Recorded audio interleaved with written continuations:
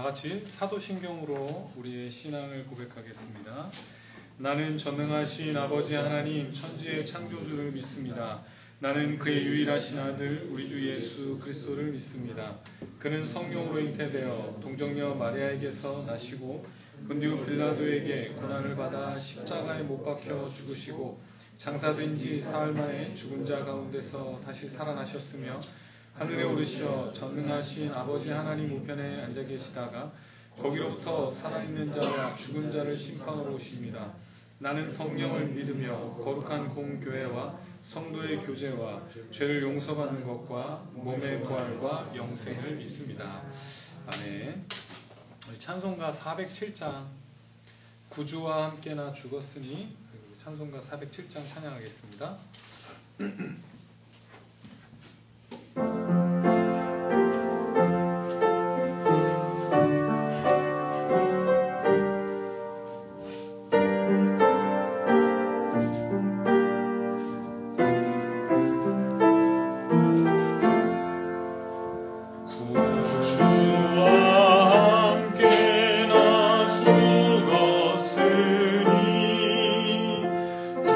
주와 함께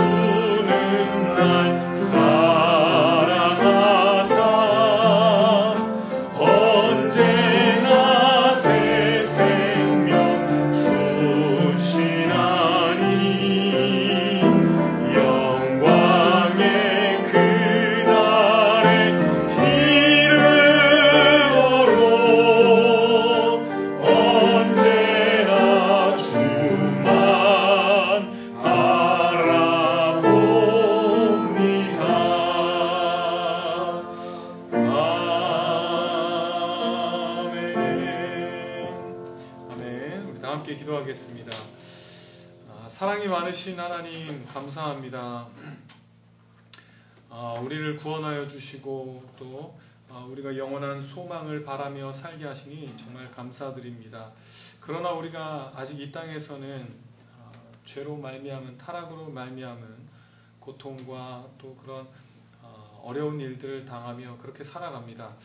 하나님, 그러나 우리가 분명히 기억하게 하여 주십시오. 정말 이것이 마지막이 아니라 우리 이 상태가 최종 상태가 아니라 정말 하나님께서 우리를 위해 준비하고 계신 그 미래가 분명히 있음을 우리가 소망을 갖게 하시고 정말 그것 때문에 우리가 이 땅에 집중하여 살아가는 것이 아니라 정말 그날이 다가옴을 기대하며 정말 그 날을 기준으로 살아가는 우리 성도들이 될 수 있도록 주님 도와주시옵소서.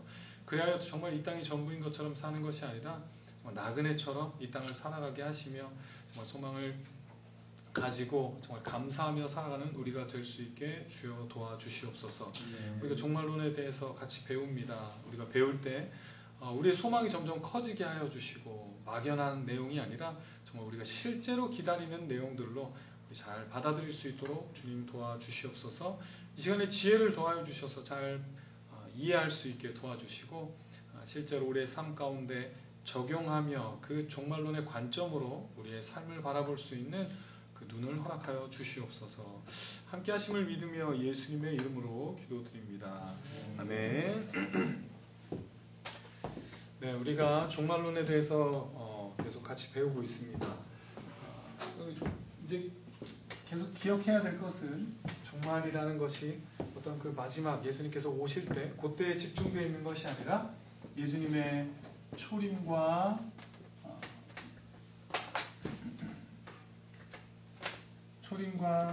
재림으로 완성되는 요 사이가 마지막 때라는 거. 우리 계속해서 그 내용들을 배웠습니다. 그리고 이 세상의 역사의 마지막 끝은 이 모든 완성은 예수님의 재림으로 마무리될 것이라는 그 내용들을 같이 배웠습니다. 예수님 다시 오심. 그리고 이제 예수님께서 다시 오실 때 이제 다시 오신 후에 어떤 일들이 벌어지는지, 어떤 일들이 생겨나는지 우리 같이 배우려고 합니다. 먼저는 이렇게 세 가지를 생각할 수 있는데요. 먼저는 부활이 있습니다. 그리고 최후의 심판이 있고, 이제 그 이후에 새 하늘과 새 땅을 살아가게 될 것입니다. 오늘은 이제 부활에 대해서 같이 배워보려고 합니다.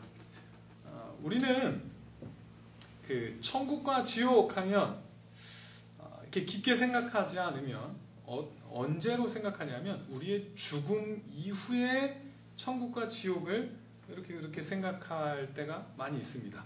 그러니까 죽음 이후에 천국에 가느냐 지옥에 가느냐 이게 마치 최종 상태인 것처럼 생각할 때가 많습니다. 사도신경을 보시면 사도신경에서는 우리의 궁극적인 그 소망을 내가 죽을 때 천국 가는 것이라고 그렇게 우리 신앙 고백하지 않습니다. 그렇죠? 우리 뭐라고 고백하는지 혹시 한번 떠올려 보시기 바랍니다. 내가 죽을 때 천국 가는 거 아닙니다. 무엇을 기다리냐면 몸이 다시 사는 것, 그리고 영원히 사는 것. 이제 그것을 우리의 궁극적인 소망으로 고백을 하고 있습니다. 몸이 다시 사는 것, 그리고 영원히 사는 것. 죽음 이후에 분명 우리 개인적인 그 종말, 죽음 이후에 신자는 하나님과 함께 거하게 될 것입니다. 천국을 누리게 될 건데요. 그렇게 이제 육신에서 분리돼서 죽음이 이제 육신과 영혼의 분리라고 했는데, 그렇게 분리돼서 그 영혼이 하나님의 임재 안에 있는 거, 하나님과 그 풍성한 교제를 누리는 거, 그거 굉장히 멋진 일입니다. 그러나 분명한 것은 그게 최종 상태는 아니라는 것입니다. 이게 최종 상태는 아닙니다. 그래서 이거 뭐라고 배웠냐면 혹시 기억하실려나 모르겠어요. 중간 상태라고 했죠. 중간 상태. 죽음 이후에 영혼이 이제 안 믿는 영혼들은 음부에 가고 또 그 믿는 영혼들은 낙원 또는 이제 하나님의 품에 이제 안겨 있을 건데, 근데 그게 최종 상태가 아니라 아직 하나의 그 상태가 더 기다리고 있는데 뭐냐? 바로 부활입니다. 예수님께서 다시 오셨을 때 육신으로 부활하는 거. 그래서 개인적인 죽음 이후부터 예수님의 다시 오심까지 그 사이를 중간 상태라고 불렀습니다. 생각해 보시면, 복습해 보시면 중간 상태는 다 다르겠죠. 그 기간은. 왜냐면 개인적인 종말 이후니까. 아담 같은 경우는 중간 상태가 엄청 길겠죠. 아담은 이제 그 죽음 이후에 그 영혼이 이제 육체의 부활을 기다리는 그 사이, 이걸 이제 중간 상태라고. 우리는 한 어디 이 정도 되면 우리의 중간 상태는 이제 이 정도 될 것입니다. 그렇게 그 중간 상태입니다. 그렇다고 해서 그 중간 상태에서 누리는 그 천국이 나중에 이제 육체로 부활해서 누리는 어떤 그 천국과 질적인 차이가 있다는 것은 절대 아닙니다.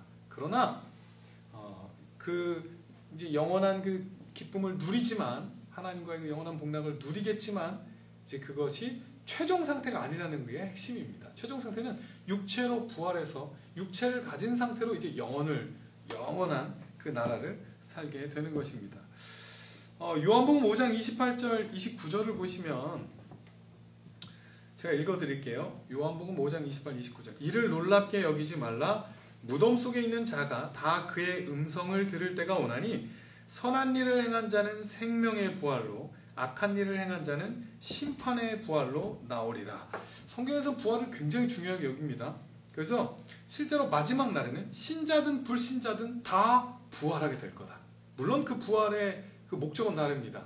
신자들은 영원한 생명의 부활로, 그 불신자들은 심판의 부활로. 어떤 그 목적은 다르지만 중요한 건 결국에는 모두 다 육체로 부활하게 될 겁니다. 그게 이제 최종적인 상태입니다. 육체로 부활해서 모든 인류는 어떻든 부활하여 육체를 가지고 이제 최후의 상태에 들어가겠는데, 이제 거기서 차이가 있는 거죠. 신자들은 그 육체로 이제 영원한 생명을 살게 되고, 불신자들은 육체로 영원한 고통을 당하게 되는 것입니다. 그 이제 창조와 좀 비교를 해보시면 아마 그 조금 더 이렇게 그림이 더 명확해질 건데요. 하나님께서 아담을 창조하셨을 때 어떻게 창조하셨는지 한번 생각해 보십시오. 일단은 흙으로 다 이렇게 빚으시고 거기에 생기를 불어넣어 인간을 만드셨는데요. 물리적인 어떤 그 존재, 육체를 가진 존재로 하나님께서 창조하셨습니다. 그리고 나서 뭐라고 말씀하시냐면, 그 하나님의 형상대로 사람을 창조하시고, 근데 그 육체로 인간을 창조하신 후에 뭐라고 선언하시냐면, 보시기에 심히 좋았더라. 그 상태는 육체를 입은 그 인간의 상태가 하나님 보실 때는 어땠냐면 보시기에 심히 좋았다. 그러니까 그 심히 좋았다라는 말은, 그 좋았다라는 말은 원어로 보면 선하다라는 뜻인데, 하나님의 계획하심이 온전하게 완벽하게 다 이루어졌다. 하나님의 의도대로 됐다. 이걸 이제 표현하는 겁니다. 그래서 하나님의 처음 의도대로 잘 만들어진 상태가 육체를 입고 있는 상태를 그렇게 표현하는 것입니다. 육체를 가지고 있는 게 뭐 이렇게 열등하거나 비정상적인 게 아닙니다. 그게 이제 선한 창조였습니다. 그렇게 시작을 했는데, 이 마지막에 한번 보십시오. 그 마지막에 이제 죄로 말미암아 죽음이 들어오게 됐고, 육체와 영혼이 이제 분리되게 됐고, 육체는 썩어져 가게 되는데요. 근데 처음 출발이 그렇게 육체로 가진 존재로 하나님이 만드셨다가 죄로 말미암아 타락한 이후로 하나님께서 다시 한번 구원하셔서 회복하셨을 때의 모습이 처음에는 육체로 시작했다가 마지막에 영혼으로 끝나는 거, 이거는 사실상 성경의 어떤 흐름을 볼 때 이상하죠. 성경에서도 마찬가지로 부활을 굉장히 강조합니다. 원래 육체를 가진 존재로 하나님께서 창조하셨고, 마지막에 재창조, 온전히 다시 회복하셨을 때는 역시나 육체를 가진 존재로 그렇게 성경에서는 소망을 하고 있습니다. 그래서 부활은 굉장히 중요합니다. 성경에서 부활은 아주 중요하게 강조되고 있는데요. 오늘 이제 그 부활에 대해서 조금 살펴보면요. 일단 먼저는 예수님께서 이 땅에 오셔서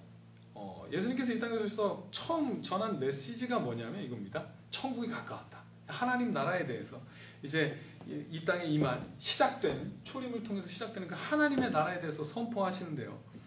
그런데 예수님께서 여러 가지 기적들을 보여주셨을 때는 그 기적들은 그냥 단지 과시용 아닙니다. 야, 이거 내 메시지가 진짜인 걸 증명하기 위한 어떤 그런 강조가 아니라 그 기적들을 통해서 마지막에 일어날 그 완전한 회복을 미리 보여주신 게 예수님의 기적입니다.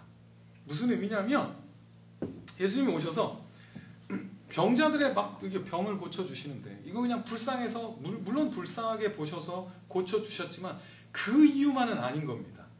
왜 병을 고쳐주시냐면 이거죠. 새로운 원리가 들어왔다는 거.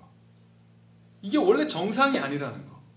인간은 원래 그렇게 아프고 그런 병들고 고통받는 그런 존재가 아니라 원래는 그게 아닌데 지금 죄로 말미암아 뒤틀어져 있는 그 상태를 예수님께서 회복이 시작되었음을 보여주시는 것이 병을 고치는 겁니다. 귀신을 쫓아내는 거 마찬가지입니다. 이제는 새로운 권능이 시작됐다. 이제는 하나님의 통치가 시작됐음을 보여주는, 그게 뭐 이제 완전히 다 뭐 병이 다 고쳐서 이제 더 이상 병이 없다를 보여주는 게 아니라 그게 시작되었음을 보여주는 메시지가 병을 고치는 거고 귀신을 쫓아내는 것이었습니다. 그리고 이제 그거에 대한 어떻게 보면 그거에 대한 절정이 뭐냐면 부활이죠. 부활. 그거에 대한 절정. 예수님께서 나사로를 다시 살리시는데요. 그것도 마찬가지입니다. 나사로가 다시 살아났지만 영원히 살지 않았습니다. 나사로 결국 죽습니다. 그런데 살리심을 통해서 예수님께서 뭘 드러내시냐면 죽음이라는 게 정상적인 것이 아니다. 죽음이 원래부터 있던 것이 아니라 이제 예수님께서 오셔서 보여주시는 겁니다. 내가 그때 회복시킬 건데 봐라, 이제 죽음을 극복하게 되는 일들이 분명히 있을 거다라는 것을 보여주시는 것입니다. 모든 잘못된 것들이 바로 잡힐 것이다를 맛보기로 보여주신 것이 예수님의 그 기적들이었던 것입니다. 그래서 그 절정이 부활인데 이제 그냥 그 나사로만 부활시킨 것이 아니라 예수님께서 직접 실제로 부활을 하시는 것입니다. 고린도전서 15장 요건 한번 찾아보겠습니다. 고린도전서 15장 20절. 고린도전서 15장은 부활에 대한 내용들이 나오는데요. 이건 한번 나중에 15장을 자세히 읽어보시면 부활에 대한 내용들이 많이 나타납니다. 15장 20절을 한번 보시면 같이 읽겠습니다. 시작. 그러나 이제 그리스도께서 죽은 자 가운데서 다시 살아나사 잠자는 자들의 첫 열매가 되셨도다. 그 첫 열매라는 게 뭐냐면 그겁니다. 뭐 첫 열매를 하나님께 바친다라고 할 때 그 첫 열매의 의미는 뭐냐면 첫 번째 그 열매 그냥 그것만이 아니라 요게 상징하는 건 나머지 것들도 다 하나님 것입니다를 상징하는 겁니다. 그 첫 열매가 나머지 것들의 대표로서 이제 결국 그래서 첫 열매를 드린다는 거는 예를 들면 이 모든 것들이 다 하나님 것입니다를 표현하는 겁니다. 그런데 예수님께서 뭐가 되셨냐면 부활의 첫 열매가 되셨다. 잠자는 자들의 첫 열매가 되셨다. 그 부활이 이렇게 표현하는 겁니다. 그 얘기는 무슨 얘기냐면 부활은 예수님의 것만이 아닌 겁니다. 예수님께서 부활하셨을 때 나는 부활했어. 이걸로 끝나는 것이 아니라 그 부활이 보여주는 건 뭐냐면 첫 열매로서의 부활이라는 겁니다. 예수님이 이렇게 부활하셨다는 건 이제 앞으로 예수님 밑에 그 많은 사람들이 예수님 안에 있는 많은 사람들이 결국에는 어떻게 될 거냐? 첫 열매가 부활한 것처럼 나머지도 이제 다 그 부활을 경험하게 될 거다라는 그런 말씀인 겁니다. 이제 예수님으로 말미암아 모든 사람들이 기대를 가는 거. 첫 열매인 예수님께서 저렇게 부활하셨으니까 우리도 이제 나머지 열매인 우리들도 이제는 부활하게 되겠구나. 육체적으로 부활하게 되겠구나 라는 그런 메시지인 것입니다. 그래서 예수님의 부활은 우리를 위한 것이고요. 우리는 예수님의 부활을 통해서 뭘 할 수 있냐면 우리도 저렇게 부활할 수 있구나. 그리고 부활이 어떠할 것인지를 예수님을 통해서 사실은 이제 확인할 수 있고요. 우리가 나중에 경험하게 될 그 부활이 어떤 모습인가를 예수님을 통해서 확인할 수 있는 겁니다. 사복음서는 예수님의 부활을 굉장히 강조하고 있습니다. 그 부활은 영적인 부활이 아닙니다. 이제 그 사복음서 보면 빈 무덤을 강조하죠. 빈 무덤. 예수님께서 부활하셨다 할 때 무덤이 비어 있었다.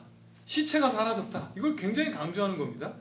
왜냐하면 예수님께서 부활하셨다는 것은 실제로 그냥 어떤 다른 모습으로 살아나셨다는 의미가 아니라 옛 그 모습, 옛 그 육체를 가지고 다시 한번 생명을 얻고 그 육체로 살아나셨음을 강조하는 겁니다.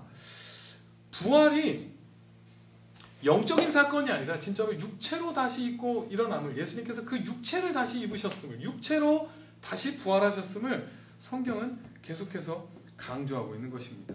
예수님께서도 애초에 처음에 오셨을 때도 온전한 인간이 되시기 위해서, 우리 인간의 대표가 되시기 위해서 육체를 입고 오셨고, 그리고 부활하셔서 다시 그 육체로 부활하셔서 첫 열매가 되셔서 이제 우리에게도 그 소망을 갖도록 하시는 것입니다.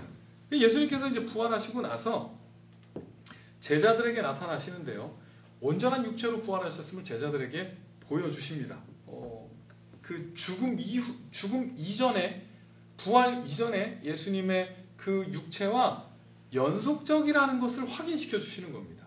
내가 어떤 다른 모습으로 부활한 게 아니라 그 너네들과 함께 있었던 그 내가 그 몸으로 다시 부활했습니다. 상처도 보여주시고요, 그 상처에 막 손을 넣게도 하시고요, 같이 식사도 하시고요.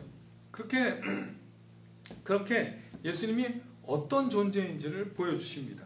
누가복음 24장 39절에 보시면 이렇게 표현되어 있습니다. 나를 만져보라. 영은 살과 뼈가 없으되 너희 보는 바와 같이 나는 있느니라. 이거 사실 굉장한 내용입니다. 예수님께서 어떤 뭐 이상한 상태가 된 것이 아니라 육체로 다시 부활하셨다는 겁니다. 어떤 특별한 어떤 그런 존재가 되신 것이 아니라 육체로, 살과 뼈가 있는 그 육체로, 우리가 알고 있는 바로 그 육체로 부활하셨음을 성경은 계속해서 강조합니다. 왜냐하면 우리가 이제 그렇게 부활할 것이기 때문입니다. 그런데 다른 점도 있는데요. 빌립보서 3장 21절을 보면 그는 만물을 자기에게 복종하게 하실 수 있는 자의 역사로 우리의 낮은 몸을 자기 영광의 몸의 형체와 같이 변하게 하시리라. 우리의 낮은 몸을 영광의 몸의 형체와 같이 변하게 하시리라. 우리가 몸으로 부활할 겁니다. 그러나 예수님께서 부활하셔서 보여주신 그 몸은 낮은 지금의 이 몸과는 분명히 다르다는 것을 강조하고 있습니다. 우리의 몸은 죄 타락 이후로 말미암아 죽음으로 향하게 되어 있고, 우리 연약하고 상처를 입을 수밖에 없고 그런 몸입니다. 그러나 이제 예수님께서 다시 입으신 그 영광의 몸은 이제 그런 모든 죄로 말미암아 우리에게 한계가 되어버린 그 모든 것들을 다 내려놓게 되는 완전한 몸으로 부활하셨고요. 우리가 이제 그 육체를 입게 될 것입니다. 이제 아까 고린도전서 15장 51절을 한번 보시면요. 51절부터 54절을 보시면 이렇게 같이 한번 읽어보겠습니다. 보라, 내가 너희에게 비밀을 말하노니 우리가 다 잠잘 것이 아니요 마지막 나팔의 순식간에 호련히 다 변화되리니, 나팔 소리가 나매 죽은 자들이 썩지 아니할 것으로 다시 살아나고 우리도 변화되리라. 이 썩을 것이 반드시 썩지 아니할 것을 입겠고 이 죽을 것이 죽지 아니함을 입으리로다. 이 썩을 것이 썩지 아니함을 입고 이 죽을 것이 죽지 아니함을 입을 때에는 사망을 삼키고 이기리라고 기록된 말씀이 이루어지리라. 죽음은 정상적인 거 아니고요. 그래서 이제 부활을 하는데, 보라 내가 이 고린도서 15장 51절에 보면 마지막 날에 순식간에 호련히 다 변화된다. 그래서 52절에 보면 죽은 자들이 썩지 아니할 것으로 다시 살아나고 새로운 몸으로 다시 살아납니다. 그런데 그때까지 살아있던 자들은 어떻게 되냐? 그들도 우리도 호련히 다 변화가 되는 겁니다. 그게 무슨 얘기냐면 그냥 이 정도의 수준으로, 지금 가지고 있는 몸의 수준으로 부활하는 것이 아니라 완전히 새로운 몸으로, 온전한 몸으로 부활하고, 그때까지 살아있던 우리의 몸도 분명히 한계를 가지고 있기 때문에 그 새로운 몸으로 변화될 것이라고 그렇게 말씀하고 있는 겁니다. 그리고 그 특징은 썩지 않고 죽지 않는 그 몸이라고 강조하고 있습니다. 썩지 않고 죽지 않는 그 죽음이 이제 더 이상 지배하지 못하는 온전한 몸으로, 영원한 생명과 어울리는 몸으로 그렇게 변화될 것이라고 성경은 강조하고 있는 것입니다. 이제 지금까지 한 내용들을 조금 정리해 보면요. 일단은 첫 번째는 성경에서 강조하고 있는 굉장히 중요한 전환이 부활이라는 거. 이걸 꼭 기억하셔야 합니다. 그저 영혼으로 누리는 천국이 절대로 강조되고 있지 않습니다. 육체를 가지고 그 부활한 몸을 가지고 영원한 교제를 누릴 것이라고 강조하고 있다는 거. 우리 이 몸이 사라질 몸이 아닙니다. 우리 완전해져서 이 몸을 가지고 이제 영원히 살게 될 겁니다. 물론 이제 완전해지고 뭐 그 전까지 부족한 부분들이나 뭐 그 전까지 어떤 상처나 이런 것들이 막 다 연속적으로 이어지는 것이 아니라 그때는 이제 온전한 몸으로 완전히 다 회복된 온전한 몸으로 그러나 물리적인 그 존재로 어떤 육체를 가진 존재로 영원한 교제에 들어가게 될 것이라는 것을 우리 기억하셔야 합니다. 성경에서 강조하는 그래서 그 몸의 부활입니다. 너무 중요합니다. 그리고 이건 이제 다음 시간에 더 같이 배울 텐데요. 우리가 육체를 가진 몸으로 부활했기 때문에 또한 그 장소도 강조됩니다. 이 그냥 어떤 뭐 천국 하면 항상 물어보면 뭐 다 똑같아요. 영혼이 뭐 구름 위에서 뭐 하프를 타고 맨날 왜 하프를 맨날 타는지 모르겠는데 하여튼 SMC 친구들도 그렇게 얘기를 하더라고요. 그런 그림을 막 그리는데요. 영혼이 돼서 뭐 그런 그림인데 아닙니다. 육체를 가진 진짜로 물리적인 몸을 가진 존재로서 새 하늘과 새 땅이라는 어떤 그 물리적인 공간 안에서 그렇게 영원히 살게 될 겁니다. 처음 창조와 연속성을 가지고 있다는 것을 기억하셔야 합니다. 전혀 다른 상태가 되는 거 아닙니다. 전혀 다른 상태가 되는 것이 아니라 그렇게 성경은 부활, 몸의 부활을 강조하고 있다는 것. 그리고 두 번째는요, 그 몸이라는 게 현재의 몸과 연속성을 가지고 있다는 것도 기억하셔야 합니다. 뭐 아까 말씀드렸듯이 아이들이 생각하면 아이들이 꼭 얘기하면 물어보면 뭐 이런 것도 얘기하더라고요. 날개가 달리고 뭐 그죠? 날개가 없던 날개가 달려서 하늘을 날아다니고. 그런데 뭐 제가 조심스럽게 뭐 이렇게 자세히 성경에 나온 건 아니지만 조심스럽게 유추해 보면 아마도 지금 모습 이대로, 그러니까 지금의 삶의 방식이 달라지지 않을 겁니다. 갑자기 뭐 날개가 생긴다든가 이러지 않을 겁니다. 뭐 팔이 뭐 4개가 된다든가 이런 일은 없을 겁니다.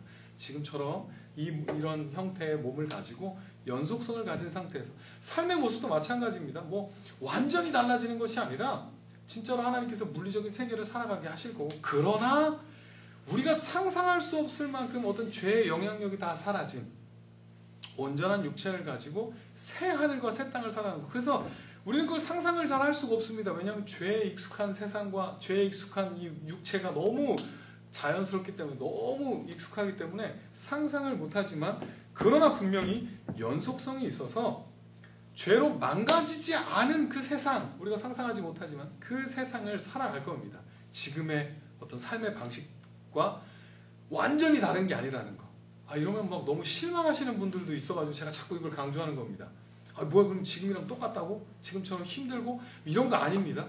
지금처럼 마음에 안 드는데 몸을 가지고 이런 건 아니지만, 그러나 연속성이 있다는 거. 뭐 이런 의미에서 연속성입니다. 뼈와 살이 있고 우리 여전히 예수님이 보여주셨던 것처럼 음식을 먹고 그렇게 교제를 나누고 그렇게 삶을 살아가야 될 거. 연속성이 있다는 거. 그래서 서로 분명히 알아볼 겁니다. 천국 가서 뭐 완전 뭐 영혼이 돼가지고 너 누구니? 저 홍찬이에요. 네가 홍찬이구나. 뭐 이런 게 아니라 우리 그때 가면 알아볼 겁니다. 육체를 가진 우리의 몸을 분명히 알아보고 우리의 어떤 이 기억들 다 사라져서 리셋돼서 그때 가서 새로 시작하는 거 절대 아니고요. 계속해서 이어질 겁니다. 잘 사셔야 합니다. 이 땅에서도 우리 정말 신경 쓰셔서 잘 사셔야 합니다. 우리 그 땅에 가서 그때 가서 다 알아볼 수 있는 온전한 몸을 가지고 그렇게 교제를 누리게 될 겁니다. 그럼에도 불구하고 이 두 가지였죠. 우리 육체의 부활 강조했다는 거, 그러나 또한 연속성이 있다는 거, 그러나 또한 완전히 다른 불연속성도 분명히 있을 것입니다. 지금과는 완전히 다른 상태가 될 것이기 때문에 이 한계들을 다 벗어날 거기 때문에 우리 중고등부 친구들한테 물어보니까 그런 걸 걱정하더라고요. 그러면 나중에 가서 이 얼굴이 어떻게 됩니까? 저는 지금 외모가 마음에 안 드는데 이거 이대로 가면 계속 그 얼굴로 살아야 됩니까? 뭐 이런 고민들을 하더라고요. 근데 생각해보니까 충분히 아주 진지하게 고민할 만하죠. 또는 이제 이런 것도 있습니다. 그러면 어릴 때 죽었던 친구들은 어떻게 됩니까? 계속 평생 어린 아이로 삽니까?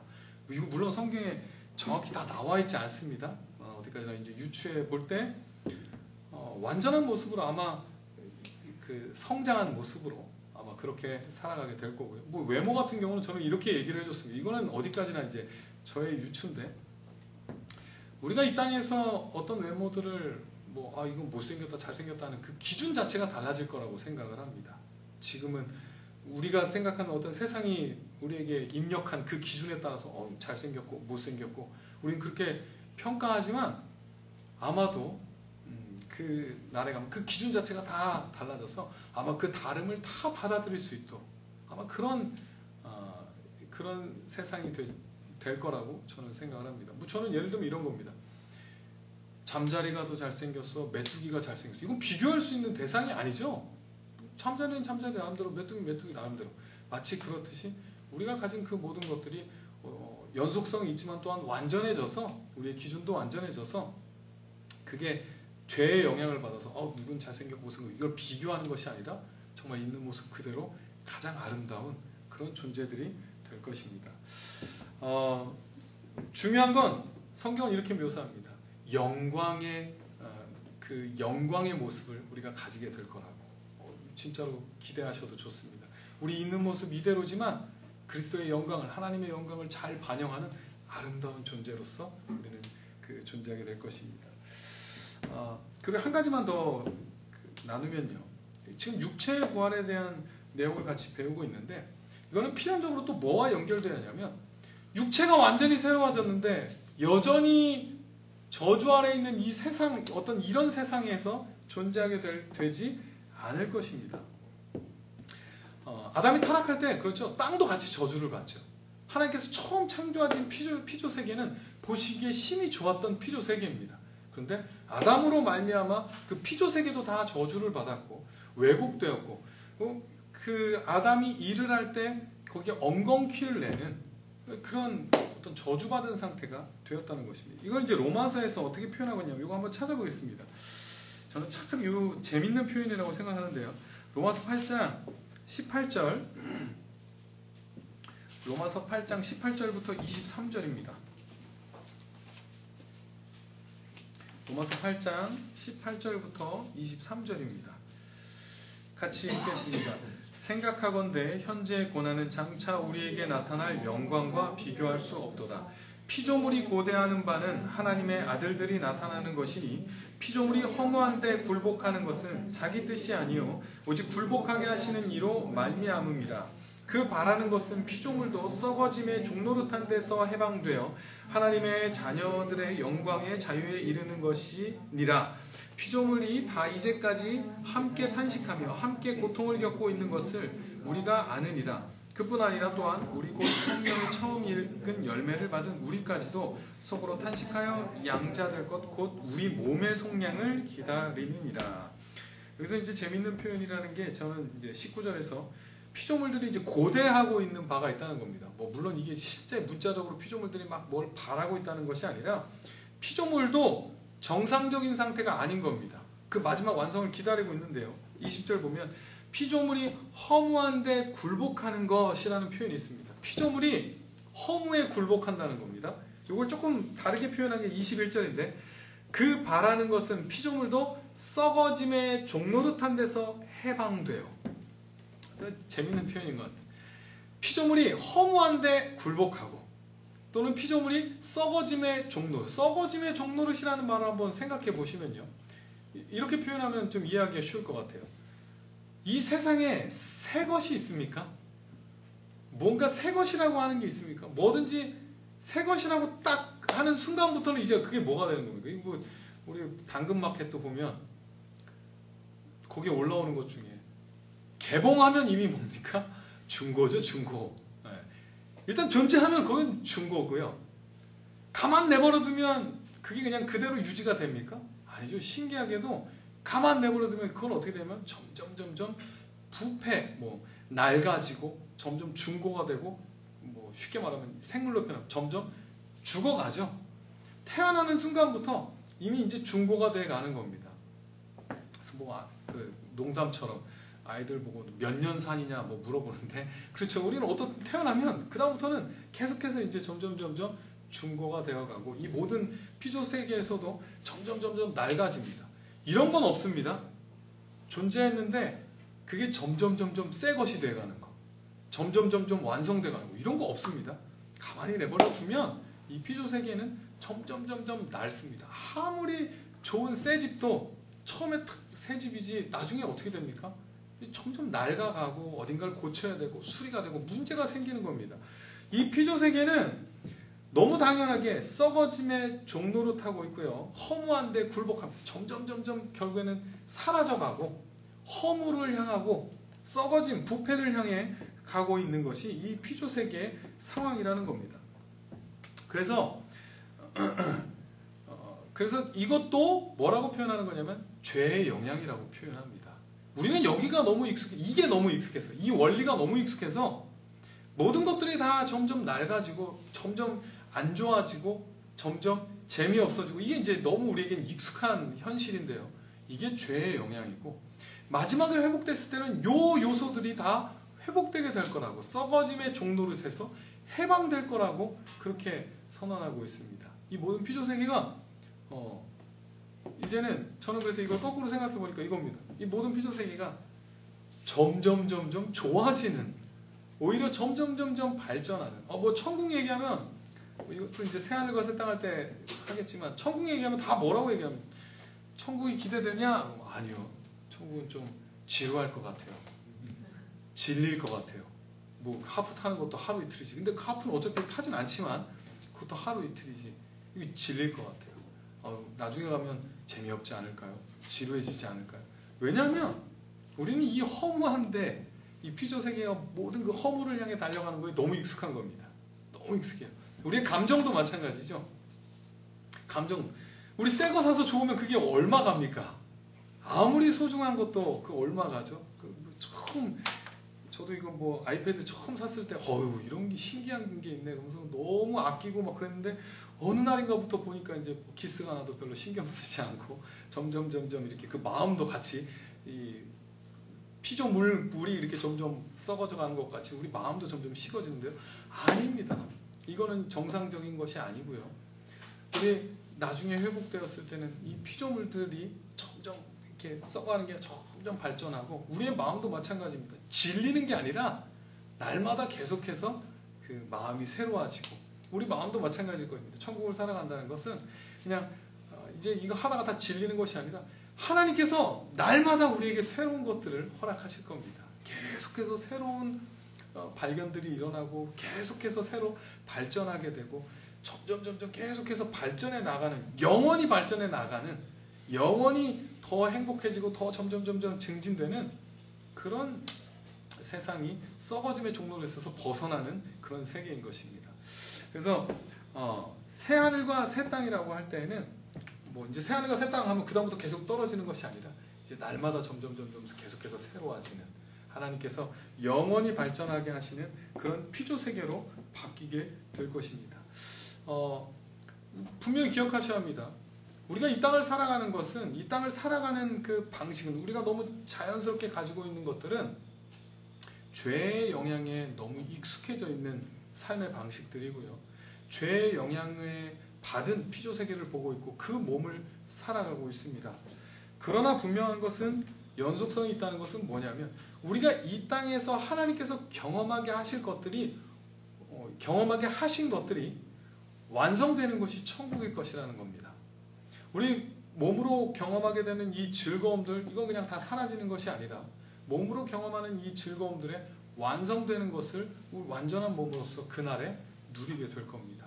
우리는 비록 이 땅에서 썩어진 몸으로 힘들게, 어떻게 보면 좀 고난 속에서 그렇게 살아갑니다. 여전히 그 저주 아래 살아갑니다. 그러나 분명히 기대를 가지셔야 합니다.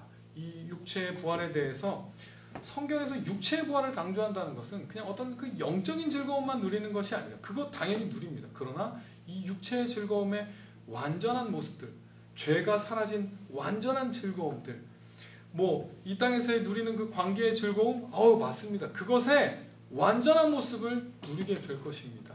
사랑, 우리가 하는 그 사랑에 정말 죄의 요소들이 다 빠진 완전함을 누리게 될 것입니다. 그게 마지막 때 부활, 예수님의 재림을 통해서 우리가 경험하게 될 세상이고, 경험하게 될 온전한 육체라는 것. 그래서 저는 그 소망을 좀 가지셨으면 좋겠습니다. 어떻게 막연한 것이 아니라 우리 이 부활에 대해서 잘 묵상하셔서 성경에 나온 그 우리에게 소망을 주고자 주신 그 말씀들을 잘 묵상하셔서 그것이 완성되는 것을 기대하며 뭐 우리 청년들이 같이 찬양하면서 그러더라고요. 뭐 찬양하면서 소감을 나누는데 한 청년이 그러더라고요. 천국에 가면 이렇지 않을까? 맞아요. 근데 천국에 가면 이거보다 더 완전한 그 기쁨과 즐거움들을 누리게 되는 거죠. 지금 우리가 누리는 건 맛보기, 이것을 누리는 것을 완성되는 그 날을 정말 기대하며 저는 구체적으로 좀 기다리셨으면 좋겠습니다. 그냥 이 땅을 살아가는 것에 너무 즐거워서 이 땅 것들이 너무 즐거워서 근데요 그 즐거움의 완전한 그 원형들이 천국에서 마지막에 다시 누리게 될 것이니까 우리 이 땅에서의 즐거움들에 너무 초점을 두고 살아가는 것이 아니라 그 영원한 나라에 대한 소망을 가지고 진짜 기대를 가지고 그렇게 구체적으로 한번 천국을 생각해 보셨으면 좋겠습니다. 그냥 뭐 막연한 어디 구름 위에서 질릴 것 같은 그런 즐거움이 아니라 진짜 이 땅에서 누리는 그 경험들을 완전하게 누릴 그 실제 그것들을 하나님께서 회복시키기를 기대하시고 하나님께서 주실 그 나라를 기대하시면서 소망을 가지고 좀 재림을 기다리셨으면 좋겠습니다. 제가 이제 계속 종말론 하면서 강조하는 건데 우리가 이 땅의 즐거움에 너무 깊이 빠져 있어서 이 땅에서 즐거움들이 너무 크게 느껴져서 소망을 하질 않아요.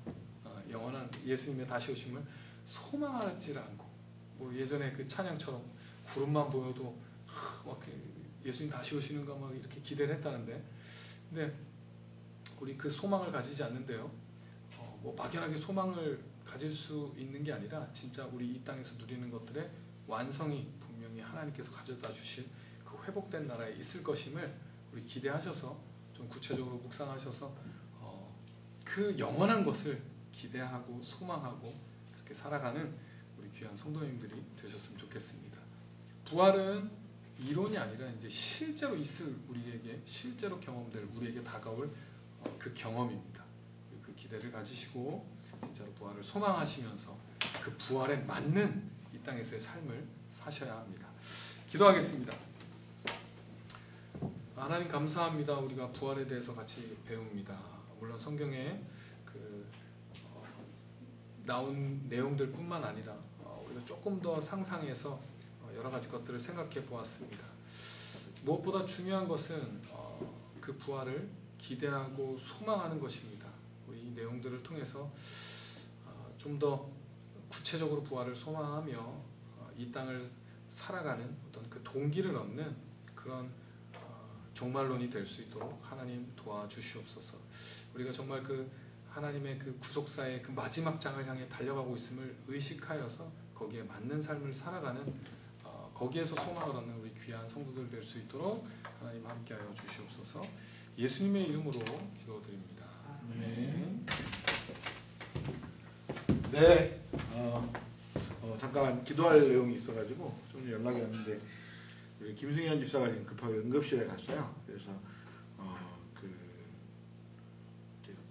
아마도 담낭에 돌이 있어 너무 통증이 심해서 휴가 갔다가 지금 급하게 지금 응급실로 왔는데 그래서 수술을 바로 해야 될 좀 상황인 것 같아요. 그래서 이제 같이 기도하고 뭐 이럴 때 그래도 수요일날이 모였으니까 같이 기도하고 수술이 되면 잘 되게 해달라고 그리고 이번 기회에 완전히 해결하게 해달라고 김승현 집사의 건강을 위해 같이 기도하도록 하겠습니다.